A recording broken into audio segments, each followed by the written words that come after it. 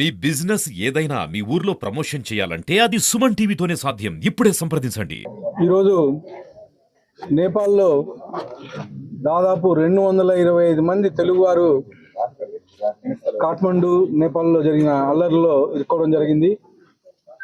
దానిలో భాగంగా గత 2 రోజుల నుంచి మా ముఖ్యమంత్రి నారా చంద్రబాబు నాయుడు గారి ఆదేశాలతో గౌరవ విద్యాశాఖ మంత్రి నారా లోకేష్ గారు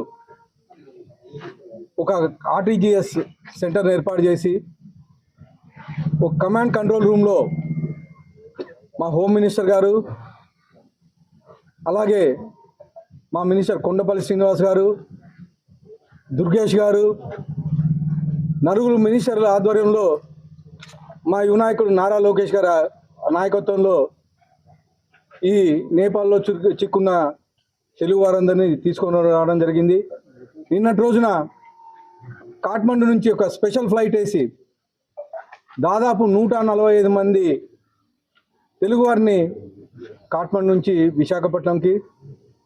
విశాఖపట్నంలో దాదాపు విశాఖపట్నం పరిసర ప్రాంత వాసులు దాదాపు 104 మందిని, అలాగే మన రాయలసీమకు సంబంధించి 40 మంది తెలుగువారిని నిన్న సాయంత్రం 6 గంటలకి మన ఆంధ్రప్రదేశ్కి తీసుకొని రావడం జరిగింది.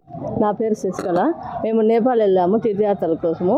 అక్కడ ఇంత దారుణంగా దాడులు జరిగినాయి. ఆ దారుణంలో నుంచి మమ్మల్ని చంద్రబాబు నాయుడు గారు, లోకేష్ గారు చాలా సురక్షితంగా మమ్మల్ని అనంతపురం చేర్చారు. అన్ని విధాలు కూడా మాకు చాలా బాగా చేశారు. అక్కడ పరిస్థితులు చూసి మీరు ఏమనుకున్నారు? చాలా భయపడ్డామండి. అసలు మేము అక్కడి నుంచి వస్తామని కూడా మేము అనుకోలేదండి.